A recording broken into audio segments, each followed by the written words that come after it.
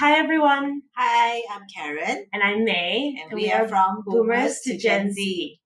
What are we talking about? So today we're talking about anxiety, and I think Karen has a personal story to share of like something that she has heard from someone else. Exactly. So, anxiety is very much a part of our lives, especially most of us women, whether young or old, we are always, you hear a lot of stories about anxiety. So, let me tell you how to overcome it and a few tips for you to handle those anxiety. Don't go away. Speak to you soon.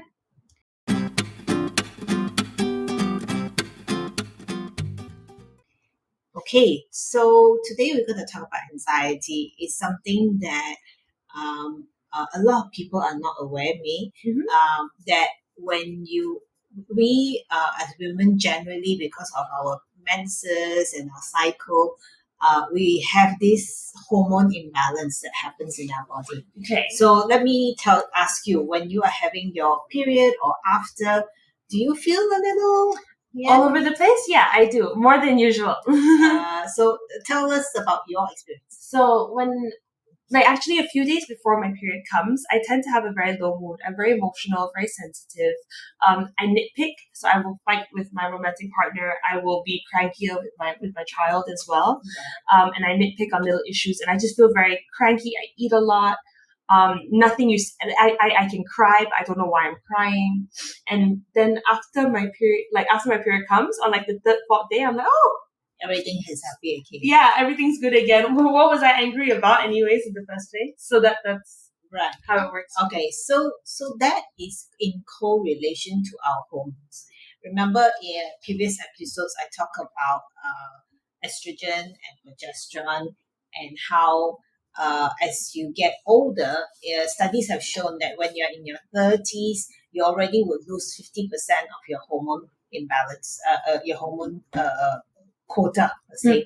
So when you get to your period cycles, it's very similar, except it's shorter. So what happens is, as your period is coming, you're ovulating, your hormone is shifting, and that's where you feel the bloatedness, because your estrogen and progesterone level are reducing. That also causes you to be very moody and depressive. Now, the good news is when that passes and you finish your period, or like you said, the third or fourth day, everything kind of come back, and then suddenly you are feeling all good and you are energetic again. So that's really good, right? But as you get older, like in our age, in our 50s, that doesn't come back, especially when you have menopause, which means your body is just not producing that kind of hormone for you. And that contributes to, from that mood swings, it can move on to anxiety and on to major depression. All right. So, like, why I talk about this is because my mother, who's in her she's in the mid 80s. I noticed much earlier on, before I knew so much about hormone imbalance, is that she used to be, when she was much younger, she was very brave. She was very she could travel on her own. She would be very outspoken and very independent, especially for a woman in that era. But in her late 50s, 60s, I noticed she became very fearful of even walking on the street on her own or taking a step, fearful of, to a point of a little bit of is unreasonable fear. Does that make sense? Yeah. Yeah, like she will really hold on to you really tight, as if she's going to fall down, or she would make comments like, "Oh, you better not go out now. It's 8 o'clock. It's really late. You don't go out. You don't go out. You know, that kind of thing." So More panicky. very panicky, and the fear really comes through. And at that time, unfortunately, I didn't quite understand. And I want to tell you that for those who are going through with their own parents something like this, be a little understanding, because it's something that they can't control. They are really panicking, and that fear is very real. you need to know how to explain to them and get them to calm down. Unfortunately, for me, I found out a bit too late, and I noticed that it comes it escalates. And the worst thing is with COVID, with the isolation, it's made things a lot worse, which means she is now, she's not comfortable to go out at all. She wants to be at home in her own little safe bubble, and that's it. And sadly, that's not what I want for me when I get older. I feel that that is something that, anxiety is very, very real. I myself have, I would say, very unreasonable panic attacks. When I was younger, was in with school, with education. Every time I have my exams, I have such panic attacks and anxiety that I blank out. I just totally blank out. I can't remember, and then I'll just sitting there thinking, "Oh my God, I'm gonna fail," And I think a lot of younger people, I'm sure you have had that, right? Yeah. So a lot of younger people who are going through that exam phase and all that, I'm sure you all have that as well. But going back to people who are older, then there's the anxiety actually escalates into, I've read instances of very high, successful career women who went into major anxiety and started to retreat. And they are very successful in society. So they just switch off. Yeah, they just don't know how to come back. Correct. Is there a way? Yeah, so one of the things that we will talk about is as well, which I will tell later part, is how to manage those anxiety. Okay. But just remind me on that. Okay. I wanted to share as well a story, a very personal one, where, as you know, we have our Women in Midlife community, and there was this lady who actually wrote to me, and in this conversation, I found out that she was a very accomplished surgeon. She is meticulous. She's very she's in her late 40s. In terms of the social point of view, she's very successful. She's smart. Have her things all, her ducks lined up. Everything is in order. And from her text messages to me, I noticed that she seemed to be borderline depressive, moody, and unsure of herself. And so I asked a little few questions, and I asked her, what is it that you're worried about? And the funny thing was, she feels that all the worries of finances, household, taking care of the day to day, plus all her surgeries, all seem to sit on her. So she's overwhelmed. Yeah. She felt like everything is on her shoulders, and that she got no one to talk to. And so my advice to her then was, I said that knowing that you are a surgeon, you must be a very organized, in control person, because you have to be when you're in surgery, right? So probably that takes home to her at home.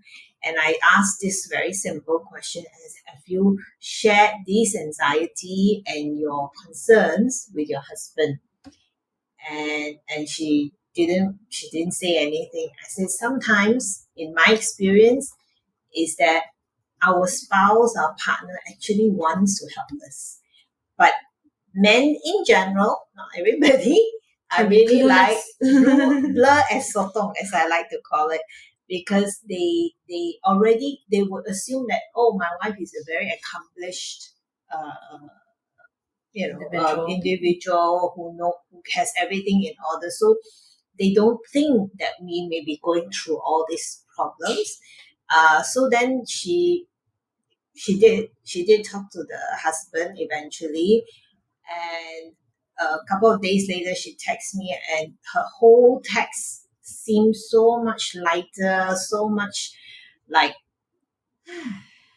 she felt less burdened, because I think what happened was she overthink about all her problems, and she started to pile on more things, more reasons to validate her concerns. Does that make sense? Yeah. So she kept validating and saying, "Oh no, I cannot do this," and therefore, and then it was a small minor thing that became such a big mountain out of molehill kind of situation. And plus the stress of her work, which I'm sure is very intense. So, long story short, sometimes the first thing you need to do is Talk to someone. exactly. And don't think that your spouse or a friend doesn't know or won't be empathetic. One thing we learned in my journey when I started this community is that um, I feel that when you ask for help, actually there are a lot of people who would love to help you. There are a lot of people who would love to extend their hand and give you a shoulder to cry on or just a hug. And people essentially are not that bad. I refuse to think that we are bad people. I think we all have goodness in us. And I think that we just need, as women, to ask for help and be okay to ask for help. It doesn't make you weaker. Nobody's going to judge you for it. If anything, I think that it's more and more so glorified now to be able to ask for help and assistance, to address that you can't do things alone. And it makes the people around you also feel important. Exactly. Yeah. So that is my first tip that you need to address. And this is a true story from someone who reached out and said that, yeah, this was something that, you know, they also understood that it was a hormonal issue, but all they needed was reach out, accept the help from somebody and say, okay, yeah, maybe all I needed was just a sounding board and work through all her she was panic-ticking about whether she has enough money for her to retire or things like that. And then when she started talking to the husband and the husband explained, saying, "Oh, we have this and we are working on this," everything start to okay, it's a lot better. So that's my number one tip. Okay, right? Now, number two tip is we inherently will keep, our brain function is to validate what we think. So if we think we can, we can. But if we think we cannot, we cannot. Exactly, because your brain will really find a way to validate whatever you are thinking of. So if you think that you are, give me a situation. I was gonna just say, like, you know how like some people believe that the world is flat, and then they come up with their own scenarios in their own head to like just justify that the world is flat. And then if you think about social media, then if you already believe that, honestly, technology doesn't really help, because your algorithm will just show you everything that shows that the world is flat. Exactly. So it's like if for instance, if you just Google search red dress, and the way the computer and the internet works is they will keep finding that red dress, and the next thing you know, every time you open your browser, you will see red dresses popping up all over the place. So this is what I'm trying to say. When we do go into that state of anxiety, where it's you know that something that is going to trigger you, first thing first is change your physiology. So you need to change how you sit, how you stand, do the Superman pose, look at how to shift your mindset. That's number one. I find something that is very, very helpful is I like to just put my headphones on and listen to some loud music. I feel that when I'm dancing and just boogieing in my kitchen and it just shake off. It literally is a physical shake off. And you release song it. with Taylor Swift? Shake it up, shake it out, shake it out, and you shake it out, all that, and you shake away all that negativity, shake it off all that unnecessary. It's like you release that energy, right? It does. You literally just Yeah, it does. And then So that's actually something you can do, and who cares? You can do it in the toilet when you're alone, lock yourself up. You can, if you're in the office and you feel really frustrated and you don't want to walk away for 10 minutes, just walk away. Do your shaking privately. Do your shaking privately and just, put that in your headspace. And the last thing is, every time if you are thinking something that is, you know it's coming, and you say, oh, it's coming and taking up space in my head, what you need to do is smack yourself. Just smack yourself, your face, and when you do that, it suddenly brings you back to the present, because your brain will always focus on the problem that you are thinking about. And let me tell you, 90% of the time, whatever problem you are thinking of is something that has happened, you can't change it, or something that is in future where you have no control, and 90% of the time it doesn't happen. It's not going to happen. So be present, shake it all out, and then look at how you can get yourself out of that situation. Maybe something, maybe in terms of work, and you feel that, oh, you've just been scolded by your boss, and it wasn't pleasant, and you needed to get something sorted out. Okay, perhaps you deserve it because you didn't finish it.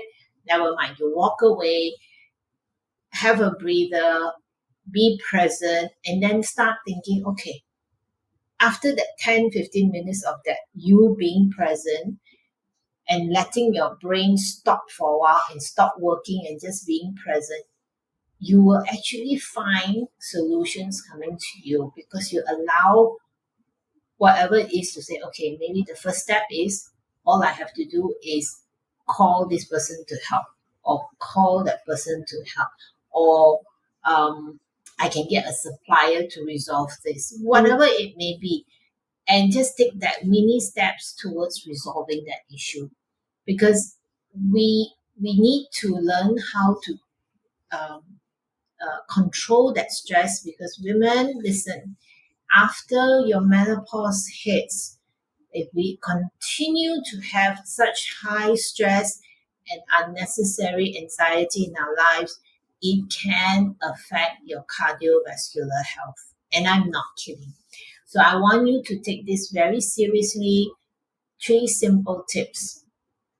Number 1, talk to someone. Number 2, shake it off. And number 3, tap it out. Tap it out. Okay, simple. And it's something that I hope will give you lots and lots of the stepping stone to find out more about it. I do talk about this a lot because it's a very personal and dear to my heart, an issue that I hope more and more women will practice for themselves. So, saying that, this was just our opinions. We are just talking. We're just sharing our opinions. This is just a disclaimer of sorts. And if you like our content, please like and subscribe. Leave your comments. It's important to us so that we can keep making these type of videos for you. Thank you. Have a good week ahead. Bye-bye. Bye.